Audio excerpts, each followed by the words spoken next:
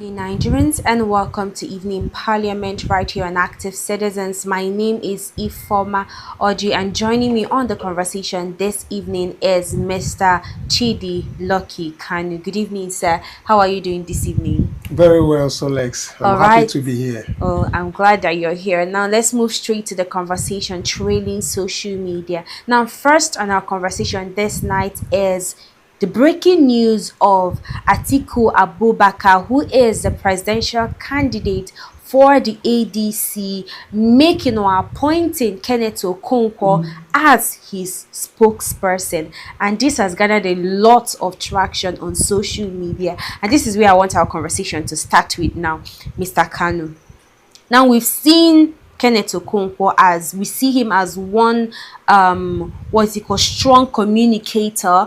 A lot of people, he has serious controversial views on certain things even when it comes to P2B and the rest of them. Let's forget the lawsuit for now, it's not the conversation. But having that kind of person be the spokesperson to Atiku, what does this mean for the NDC? Let me start with that first. Well, I mean, this is not the first time that Kenneth Okonkwo happens to be a spokesperson. In 2022, going into 2023, was a spokesperson for the Labour Party, or rather the PCC, that is the Presidential Campaign Council of P2B. He has been, vocal about speaking some things. So Atiku picking him to be is a normal thing, because for the fact that even tried or alleged to have defamed P2B is one thing on its own, because it must be coming from somewhere. If you follow the story very well, you understand where it is all coming from. After you become you were a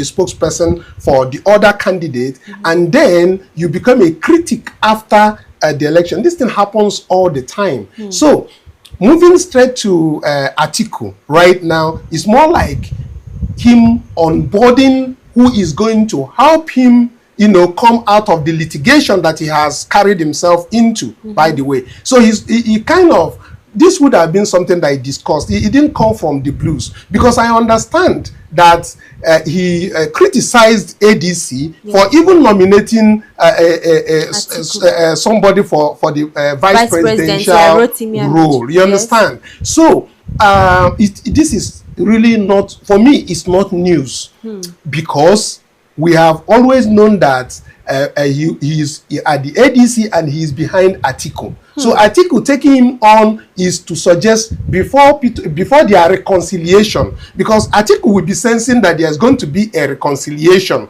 now that this is going on. And he now appointed him to become his own spokesperson. Okay, hold on. Is it more like an attempt to, how will I put it, to avoid spite P2B? That is the way I see it. Okay. He's trying to say here, reconciliation is going to happen, and some people will opine, why not pick this guy up now, because he's already out of this thing with P2B, and with this very thing, because I think Kenneth Okonkwo is said to be in hiding, because if he is available to receive service that P2B want to service him on the 5 billion naira lawsuit, there would not have been a court order compelling P2B to use substituted means to serve him the court document. So I believe that while all of this thing is going on, he has run to a stronger base than his own primary base. And for Atiku is looking at the rival thing, because that is what happened in ADC. So he's still looking at that rivalry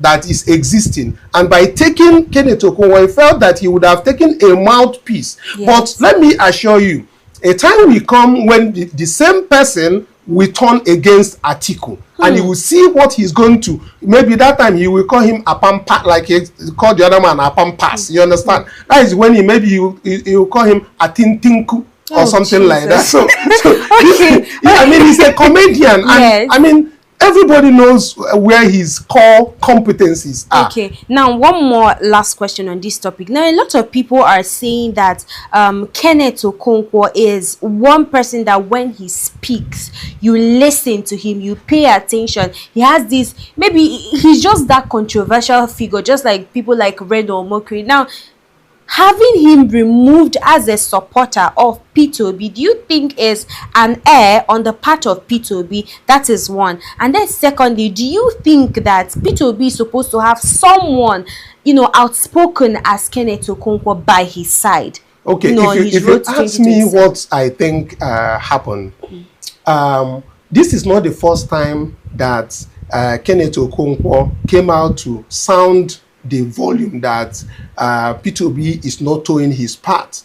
That his reactions are based on the fact that P2B is not playing to the script. He's an actor. Okay. And mind you, he's not a stupid person. He is an intelligent person.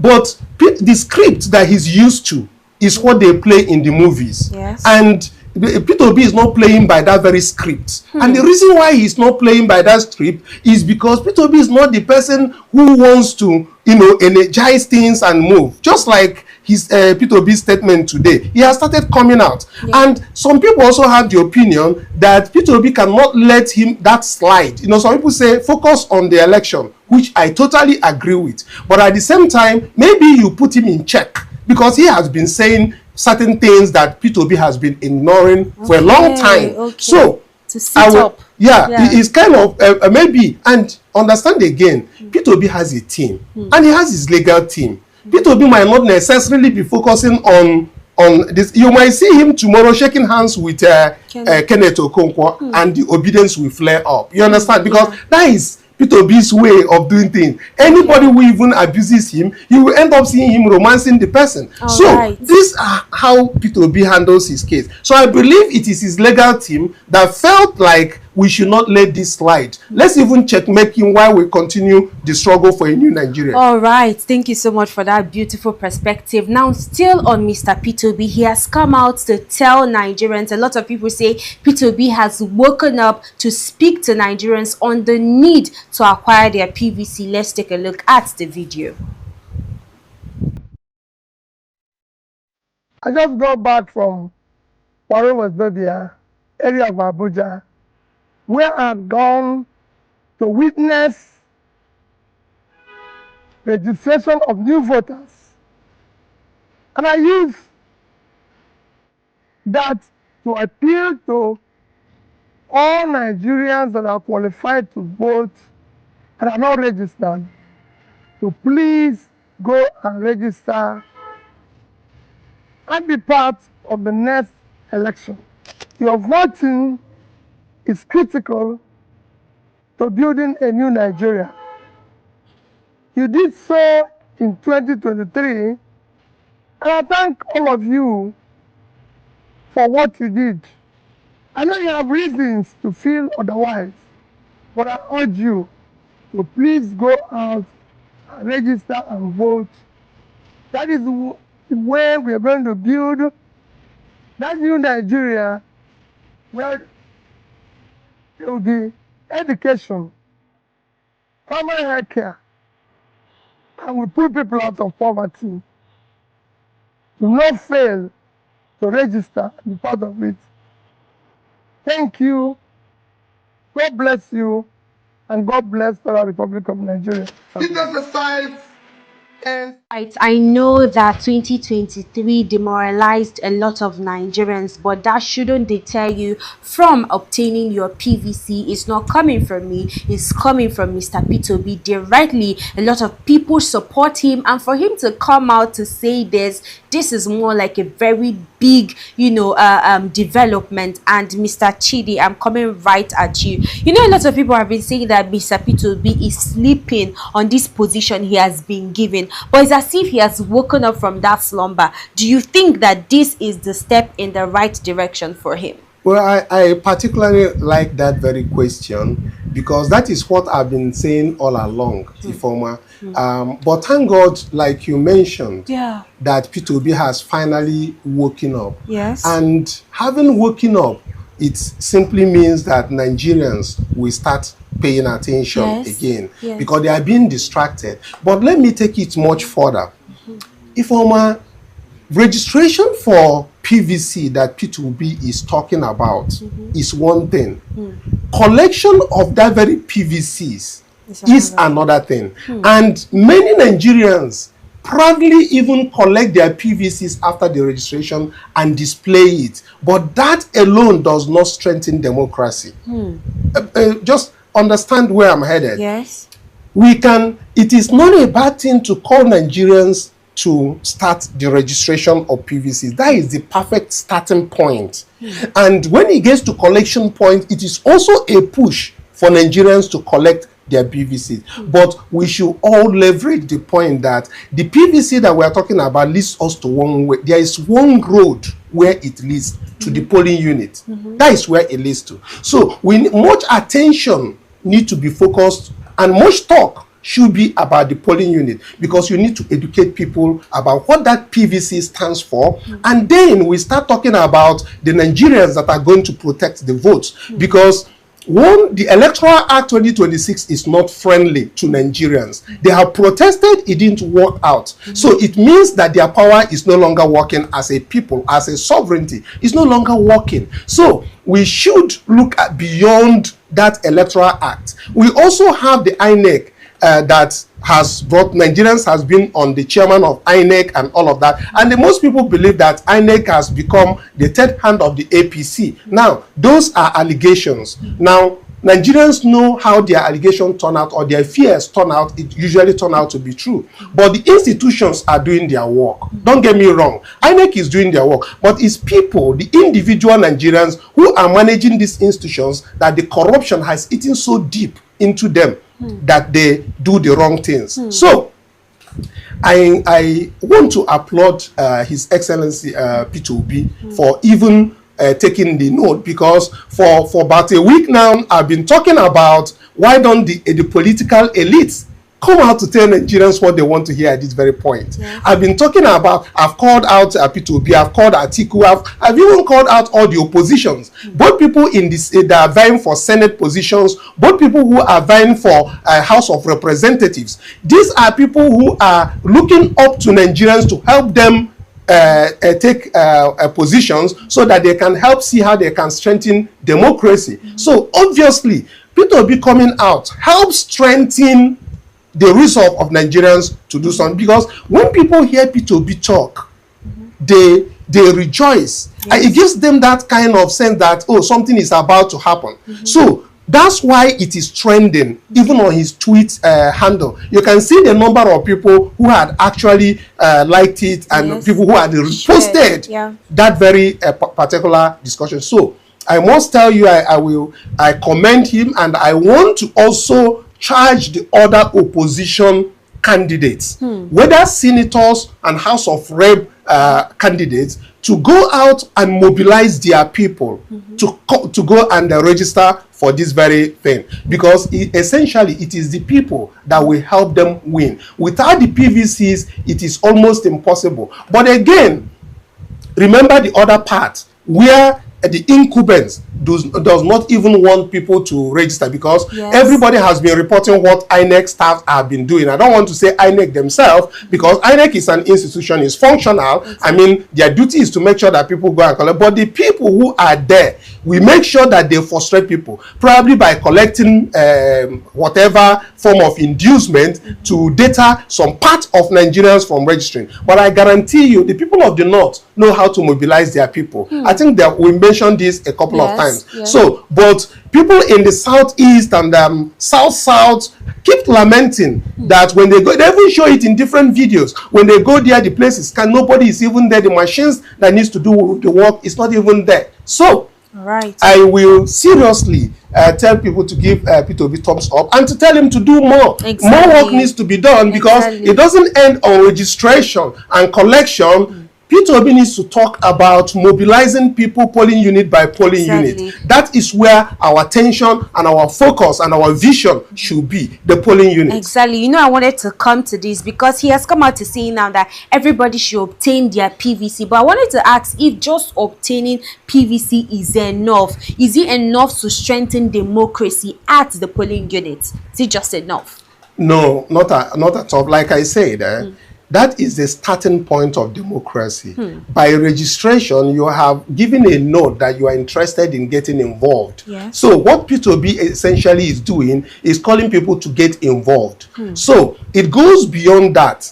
And what he needs to do more is to make sure that Nigerians are organized polling unit by polling unit. You understand? And I'm not talking about physical polling unit. I'm talking about digital platform where people will congregate and start their discussion there. P2B is one person, but Nigerians are millions. So like I mentioned earlier when we had our X space, that Aso Rock is just the destination, but every destination have a starting point, and that starting point is at the polling unit. So there is a chain reaction for that very polling unit to actually work. It is starting registration of our PVC, collection of PVC, then the plans that Nigerians have, because P2B alone cannot make himself the president of Nigeria. It will make millions of Nigerians, whether you call it 20 or 25 million Nigerians, to actually say yes to his proposal before that will go through. So he needs to start talking to Nigerians polling unit by polling unit. And I'm not talking physical. I mean, he can be in the Active Citizens media platform. He can be on different other platforms other than the mainstream media to mobilize, because most of his followers are really the people online. Yes. And when you push them into a certain digital platform like the Smart Ballot app, you find out that millions of people would have come into that very place to congregate, and they start talking to each other. And the moment they start talking to each other, they start their planning. You must not even be involved. I'm lost here. You mentioned something about Smart Ballot app. What is it about? Smart Ballot app is what we have been talking about. And Smart Ballot is a digital platform for mobilization. And we did not have that prior to 2023 general elections. But now we have it. We also have what we call the NG polls. And the NG polls is the collection point. The idea is that Nigerians need to start planning and organizing before elections. And they must not do that physically. They can do that digitally by coming into a platform, knowing each other, having a conversation of what should take place polling unit by polling unit, to be able to curb the vote buying that will predominate the 2027 election. So are you trying to say now that this Smart Ballot app is more like an evidence-driven or evidence app for Nigerians if there are a lot of irregularities that happens during the, at the polling unit level? Is that what you're trying to say? That it's more like an evidence for Nigerians? It is beyond evidence. It is going to capture timestamps of the Form EC8A. It's going to capture the Beavers accreditation. Is going to cover everything that is going to happen at the polling unit. NG polls will be the uploader. I mean, we are going to soon launch the NG polls. But what is now available is the one for mobilization, which is the Smart Ballot mobile application. The Smart Ballot, when you download this and you go in, it will take you straight to your polling unit. And when you get to your polling unit, you even have the opportunity of seeing how many people are in your polling unit, and you know how many people are in other polling units. All of those things are available there. You can have your conversations of who is this and who is that. For example, what trended in Ekiti state elections mostly is people who they said that they gave voter card to go and vote without actually being captured by INEC. You understand? That is an allegation that came up as at that time. Now, if you were in a polling unit, and most of you in the polling unit know each other, and you have been talking, if you see people who are strangers to the polling unit and they are brandishing a polling unit card, it's a community thing, and you tell them, no, I don't know, you don't even belong to this society, this very place. Let me tell you something. Polling unit is our home, and it is where we own. Practically, it is localized. It is something that it is a place where people should know each other. That if you see somebody who doesn't even belong in your polling unit, you will ask the person, I don't know you, which clan, because polling unit is about villages. It's about a town and then villages. Because in a town, you have villages, and these polling units are divided according to maybe how many villages that comprises of a town. So tell me, if you reside in a certain village and 3 villages are coming to vote in your polling unit, and you know that somebody outside your environment has come, would you stop that person and ask him, where did you get that? And moreover, what is your name? And let's see your polling. You understand me? These are things that citizens can do to strengthen democracy. So the journey to the presidency that we are looking at for the new Nigeria is going to start with certain things being done one at a time. It is a chain reaction. Register, collect your PVCs, organize yourselves, and then mind your polling unit. Exactly. Nobody can come to your polling unit and tell you that they are going to share money when you are there and you're telling me it's against the law. We are police. The constitution made us police. You understand? Yes. I'm not talking the police that is giving the arms. I'm talking about policing each other. A citizen can apprehend a criminal and hold it and hand it over to the police. Of course, even the military, justice, yes. Even the military does it. Military will apprehend a civilian and then they will hand it over to the police. So the act of believing that nothing will stop vote buying at the police is a complete fallacy, because if we organize, it will thwart them coming to our own territory to have that. Exactly. So I continue to say that the polling unit is one place that Chief Bola Tinubu is very much afraid of. He's not afraid of Peter Obi. He's not afraid of Atiku Abubakar. He's not afraid of any other person that is vying this position with him. But he's only afraid. Okay, but sir, sorry, let me just cut it in there. A lot of people will say that you have 30-something governors, but why are you afraid of one person? Now, what am I trying to say now? A lot of people are saying that P2B is that person, that human being against this present administration. That is why they are fighting so hard. That is why you hear something like the court deregistering or sending what's it called, instructions to deregister NDC. And you just said now that Bola Ahmed Tinubu is not afraid of P2B, and I'm asking, but a lot of people are saying that he is afraid of him. So why are you not saying he's not afraid of him? I will go much further to tell you that Chief Bola Tinubu is not even afraid of the judiciary. Nigerians always say or allege that INEC and judiciary is a de facto arm of the government. You understand? So, but I don't want to join that conversation now. But I want to tell you something for certain. From my own point of view, I mean, people can have their contrary opinion. They can go to comment section and make theirs. But I will tell you from me that Chief Bola Tinubu is not afraid of P2B. He is not afraid of INEC. He is not afraid of judiciary. Neither is he afraid of Atiku Abubakar. He is afraid of the polling units. Polling unit is where the power is going to come from. That is the first court of democracy. That is where people are going to be. People he has never met. People he does not know. You talk about 31 governors. 31 governors will only be 31 people. But Nigerian people are millions, and these millions are going to vote. As a matter of fact, even if PVCs have stopped, if INEC says tomorrow they are stopping the registration and collection of PVCs, millions of people are still going to vote because it's already existing. You understand? People already have PVCs, and it's millions that are existing. That does not mean I'm discouraging people from going to register or collect their PVCs. I'm only giving you an instance where Tinubu precisely is afraid of. It is the polling unit. So the destination might be the presidency, but it starts from one place and a decision of the people. If the people decides that the administration that has provided, that has brought hunger to them, that has brought hardship, and they protested, it never worked. The protest day should be between January and February, when Nigerians have gotten the date from INEC. And the protest is not about placards. It's not a protest of going to destroy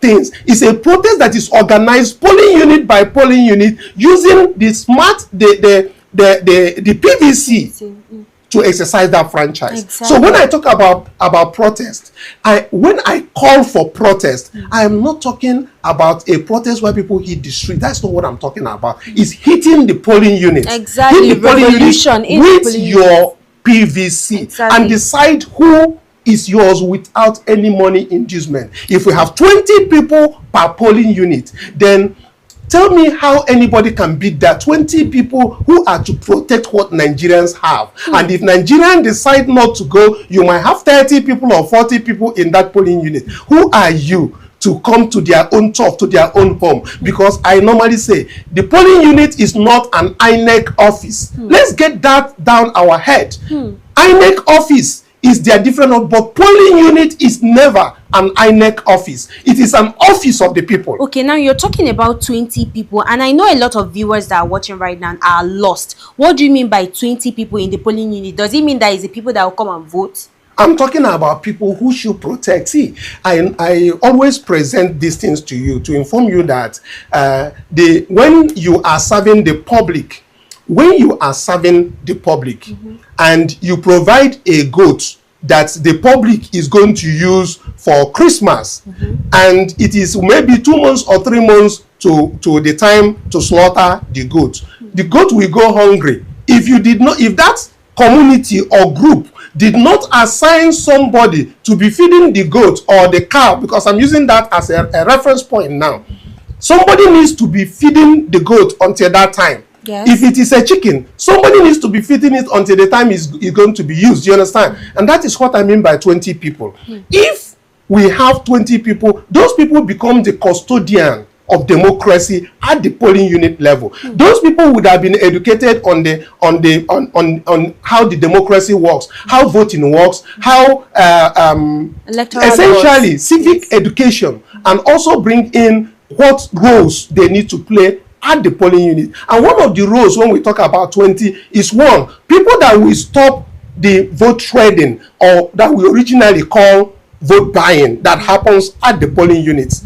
If you have 20 people who their job is at the polling unit is to make sure that any politician stock that come to the polling unit to buy or to sell, to buy the vote of others, the person first of all will be made soft. I'm not talking about violence. I'm talking about making the person, that kind of small, soft. Exactly. When you make the person soft, then you can now hand the person over to the securities that are there, because securities are there. They don't usually partake. Even the ballot snatching, if you recall, it doesn't happen often again. What happens most of the time now is vote buying. Yes. And that very vote buying is what motivates people now to come out and then take the person that they don't want, because they are more like held hostage. Because somebody who gave you 10K or 20K, he must be assured that you are going to deposit your vote for him, because if you don't, he does not know what he's going to tell his master that gave him 5 m to go and share. He must bring back the reasonable number of people that he has given that